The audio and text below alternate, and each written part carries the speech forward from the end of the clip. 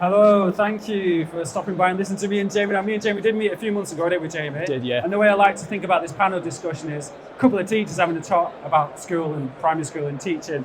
So, Jamie, just introduce yourself and a bit about you and your school and your background. Yeah, absolutely. Hi, I'm Jamie Gilbert. I'm an assistant head teacher at an SMH school in North Tyneside in Newcastle, which deals with children who've got social, emotional, and mental health issues from the age of 3 to 16. And so we deal with the terms of the extreme behaviour. So our children have to be excluded from 3 mainstream schools to come to us. So we have a diverse range of needs that we cater for on a daily basis, and it's super exciting and super rewarding as well. My name is Mr. Hunt. I'm a year 3-4 teacher, so I've got half of my class in year 3, half a year 4. I teach in a mainstream primary school with an inclusive unit for children with physical disabilities, and we've got a high proportion of SEND children as well. But I know we're here in this place today, but my main job is studying in the front of the classroom, but actually being in here feels a bit like a classroom, doesn't it? It's such a nice little setup, isn't kids, it? if you could sit down instead of standing on your phones, please, that would be very much appreciated. Right, okay, so first of all, Jamie, could you just tell about your role and the students and children that you work with in your setting? Yeah, so I'm assistant teacher, but I also spend a lot of time in the classroom as well. So I'll go around looking at different classrooms within my school, trying to make them as inclusive as we can for our neurodivergent students. So that'll be including things like a safe space that children can go into, and just making sure the classroom is super accessible at all levels. So from primary all the way up to secondary. So that will look different as you go throughout the school.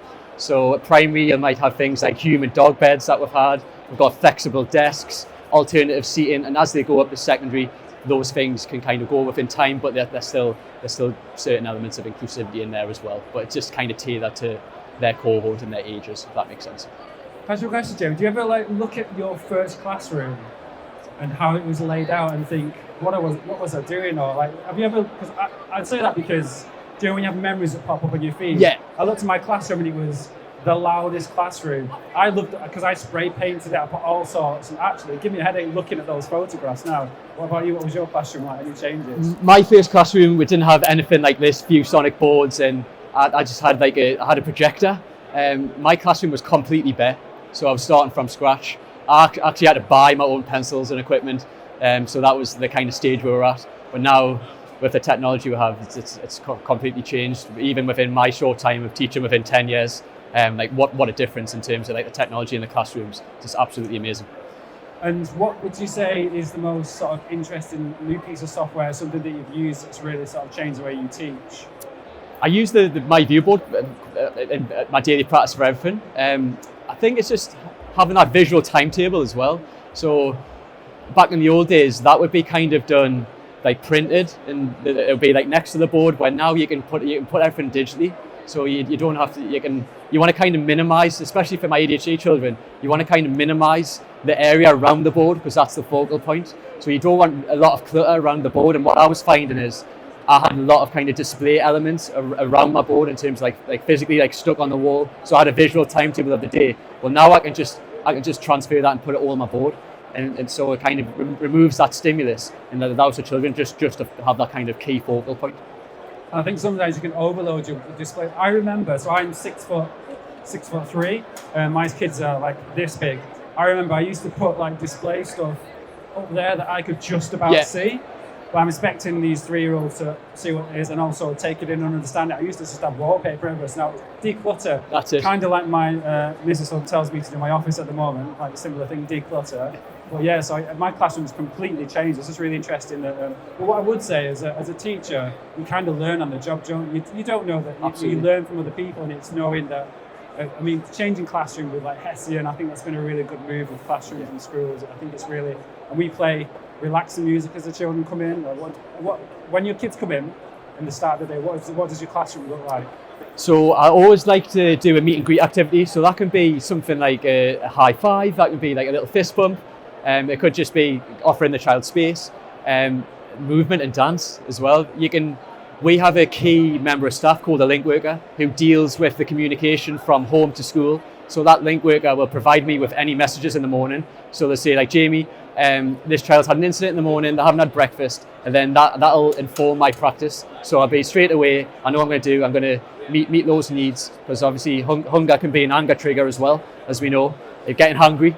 So I can tailor my practice and provide breakfast, and that link worker is such a crucial role within my environment, because it provides that insight from home. So instead of us kind of guessing the behaviour, we've already got an insight, and then we can tailor our practice around that. So that's if there's been like a significant incident in the morning, I know I can tailor and adapt my teaching, and I might not be able to like push too much in the English lesson that time, but that's all right, as long as I can meet the kind of holistic needs for that child on that moment as well. Yeah, I think that first meet and greet is probably the most important part of the day, because I feel sometimes you could be the first person that smiled or listened Absolutely. to that child every single day, and it's really, really important, no matter whether you've had a bad day as a teacher or you're late for school. As soon as the children come in, you've got to be that smiling, friendly face. And I know you believe the same. It's all about relationships. So if you push the education side, I've always found if you push the education, they'll sort of do it. But if you push the relationships and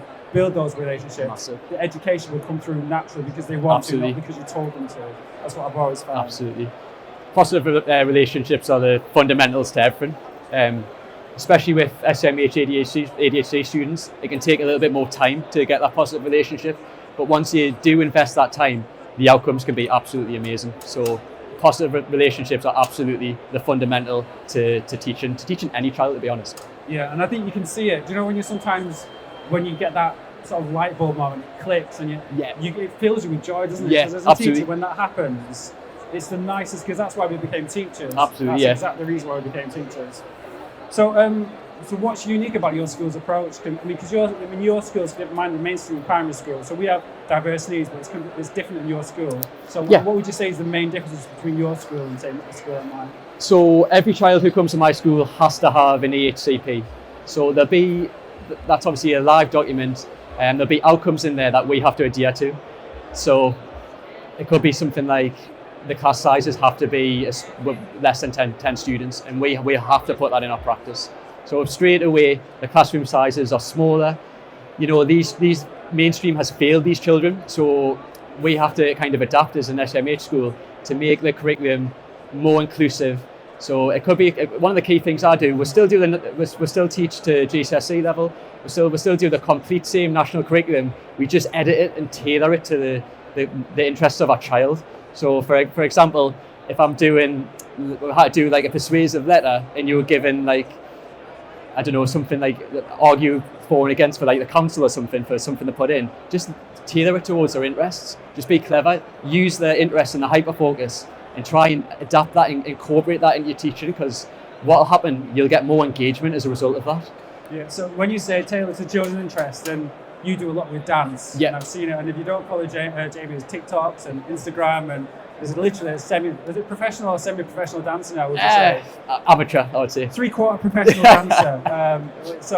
And how do you use dance to engage children, and do you use dance within your lessons as well? Like, how do you do that? Yeah, so I've got special permission from the head teacher to use dance dynamically for movement breaks for ADHD and neurodivergent children. And I've found a pattern between the shuffle type of dancing and the hyperactive type of ADHD in terms of memorizing the repetition of the steps and translating the work and memory of those steps into actual movements as well. So I've been able to teach children with hyperactive ADHD how to shuffle dance, and even just the process, if we don't get one right, when we referred to earlier, is in terms of positive relationships. That process of the teacher and student relationships, even if we're doing a shuffle dance and getting it wrong, you're still creating that connection, and you're removing those barriers as well. So with dance, I love dance. Again, I'm not a professional dancer, but I love using dance within school. So you probably see this, Jamie, like when you get to school sometimes, the kids will be doing a particular dance, you're like, where's that come from? So I remember a few years ago, we were all lining up, and as I turn my back, the children were all flossing. Yeah. And so I feel there's a few things you can do there. You can either don't do that, and then when you turn around, they'll do it anyway.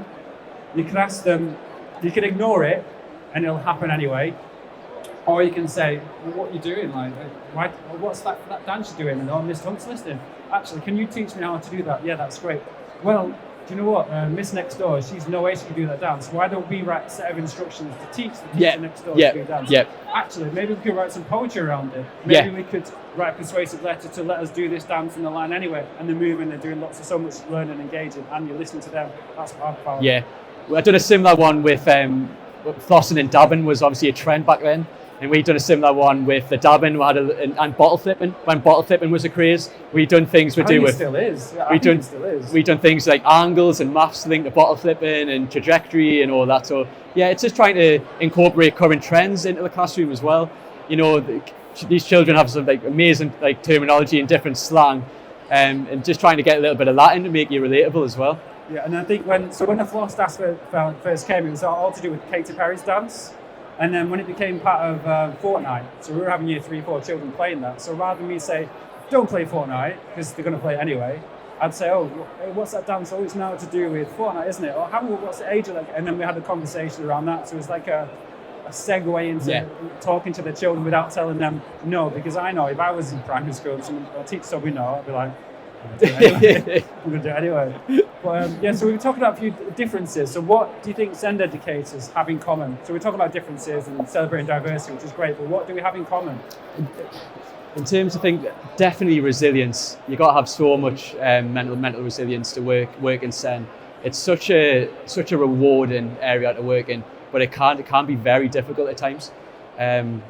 So and I think hearing that from you, that works with SEND, knowing that it's supposed to, things, when you work through something difficult, the rewards you get, there is those difficulties, but it's pushing through those, because we all have, every single teacher will have a bad day, a bad week, and I think just talking to other teachers and knowing that we all go through bad times, and I think that communication and collaboration, like when we had a conversation a few months ago, and that panel that we had a talk similar to this. The week after I went back to school, I did some of those things that we talked about. So I think Helen mentioned about the first day back in school, sitting down with the children, having lunch, having a chat. The first day back at school, but a week after, I did that with a class, and it was really, really nice, and I've done that ever since.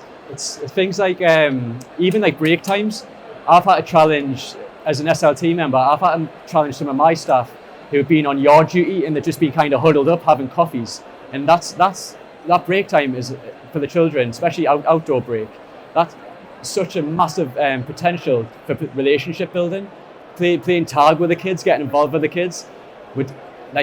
Staff shouldn't just be stood around huddled on playground duty. Get involved with the kids. That's an amazing chance to develop those relationships. And as a result, if you're developing those relationships outside of the classroom, that's going to transfer to inside of the classroom. So the next time you're like, right guys, we're going to crack on with a task, they're going to remember that 5 minutes you played with them and doing tag. Use those opportunities. When you're having dinner, you can have dinner round with the children as well. That's a relationship building opportunity. So it's just being clever and trying to do things outside the classroom that's going to enhance things inside the classroom as well. I think what you said about lunchtime, so lots of schools, a lot of issues happen after lunchtime. And I think if you look in the playground, depending on what's going on, you can sort of see, so the children come in, depending on what's going on at lunchtime, has a direct impact after lunch. So if you change a culture through lunchtime, through sharing, teachers talking, TAs, dinner ladies, or whoever it may be, it helps in the afternoon, it helps those children as well. So, and there's nothing worse than seeing, like, you probably might see this before, a teacher or a TA just, if something goes on over here, just turn and try to ignore it and let another teacher sort it out. And I feel, and the children spot it, because the children are very, very perceptive. Yeah. I've got a new haircut last Monday. Not one teacher noticed that my hair was slightly shorter. Every single crowd, one of the kids said, "Like your cut, G." I was like, oh, straight away. And one time, I'm going on a segue here. I was late for school because I had to take my 2 children to school, and I put 2 different shoes on because I had 1 slip on, 2 different slip on. I didn't notice. I came into school and one of the kids went, "Mr. Hunt, did you realise you've got 2 different shoes on?" I looked down and I have no idea, but just they noticed everything. So guarantee, if they see someone not listening to them, ignoring them, not paying attention to them, listening to their voice, they'll spot it in an instant. And again, it's all about those relationships. And it's also about recognising things with the students. If a student comes in with a new trim, "Oh, I like your trim, mate," and that can make a day as well. It does, and I spot it as well.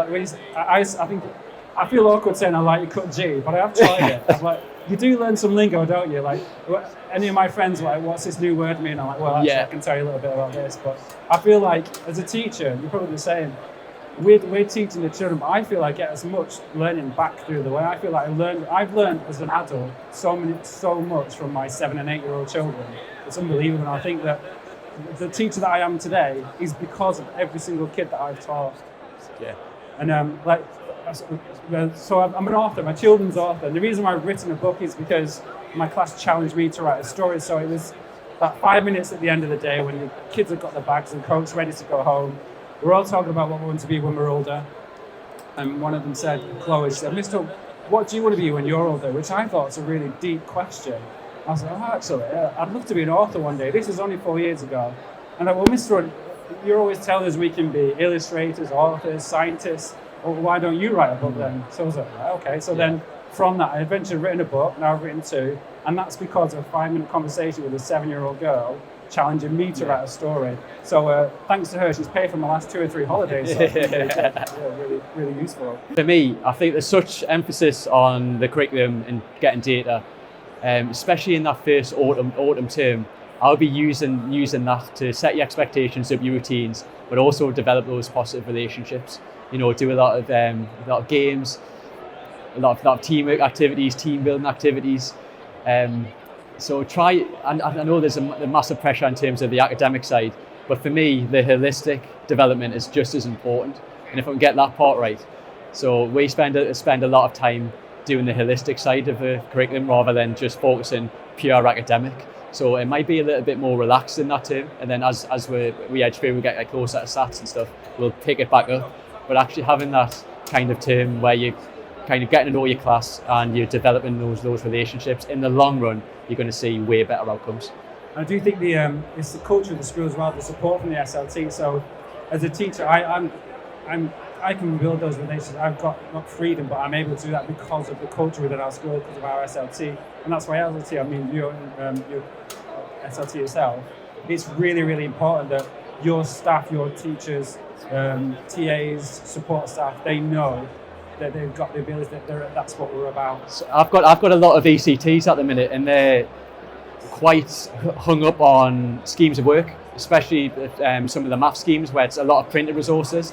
And I was like, don't be scared to be adventurous. So if you're doing things on money, you can have a day where you bring a till in, you can have a class shop, you can do so much kind of interactive kinesthetic activities through that. It doesn't have to be. Don't worry if you're not following the scheme to the exact.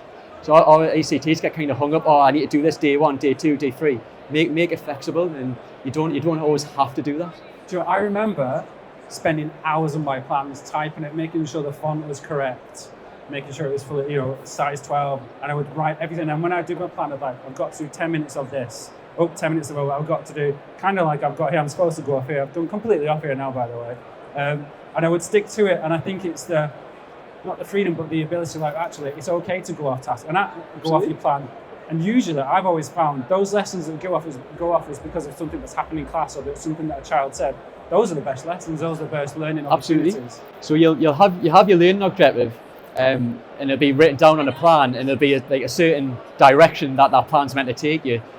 But that doesn't happen in the classroom. As long as you're hitting the learning outcome, I don't mind what's delivered. I don't mind if you're not following this exact resource, as long as you're hitting that learning outcome and being creative with it as well. Like you say, if you've got a learning plan and the objective is, say, X, and by having that 2-minute conversation, the children already know that. There's no point doing a full hour lesson, something the children already know. And also, if you know that I need to build on something from previous, actually, before I even tackle this, then you can go back and change it. It's just meeting the needs of the kids and not sticking to the plan. Because sometimes the best plans are the plans that are not planned at all. Yeah. So, is this your first time at BETT, Jamie? Yeah, it is. Yeah, so Jamie was a bit hungry this morning because he had breakfast, but he's had breakfast now. What are you really looking forward to, at BETT, having a look around? What is it you really want to see or do? I'm looking forward to, I've got a talk at 2 o'clock on ADHD, so I'm looking forward to that. And I'm going to have a look around to see all the different organisations in terms of their tech and how they can support neurodivergent students as well. Because we've got a lot of students who with different neurodivergent conditions, dyslexia or autism. So I want to have a look for kind of neurodivergent friendly tech as well, see what's out there. So you'll be here at 2 o'clock today? 2 o'clock, yeah. So 2 o'clock today. So Jamie will be here at 2 o'clock. So come and see Jamie at 2. He'll be here talking this afternoon. And for the next few minutes, so me and Jamie are going to be here afterwards as well. So you're going to come and have a chat with us. do come have a talk with us, and I hope you enjoy your first time at BETT and take something back to school, have lots of coffee, lots of food, and meet lots of people, and just have it.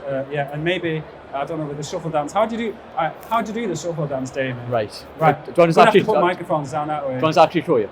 Yeah, go on. So. Right, sorry, this is just for me, this is not for anyone else. I just want to learn how to do this, okay? So are you right-footed? Yeah. So when I teach the kids, what I start with is kind of walking. So that's you do your right foot forward, and then just kind of... You can all do it if you want, so foot forward. So right foot forward, then just come back. Yeah. And then just left foot forward, and then just come back. Right, so if you just practice like kind of marching on the spot, right? And then just kind of get the rhythm a little bit, right? If anyone wants so to pass now, this is going to look really surreal, isn't it? So right foot forward, left foot forward. Then this is where it gets a bit tricky. Then you're going to put a bounce in it. So instead of here, you're going to kind of bounce a little bit. So you're kind of bouncing. There you go. There you go. So the idea is, as I come back to here, I bring my left knee up, and then I put that down. So this is where it gets complicated. So still do the bounce. So imagine you're doing the bounce. Yeah. So then you just put it together. So then.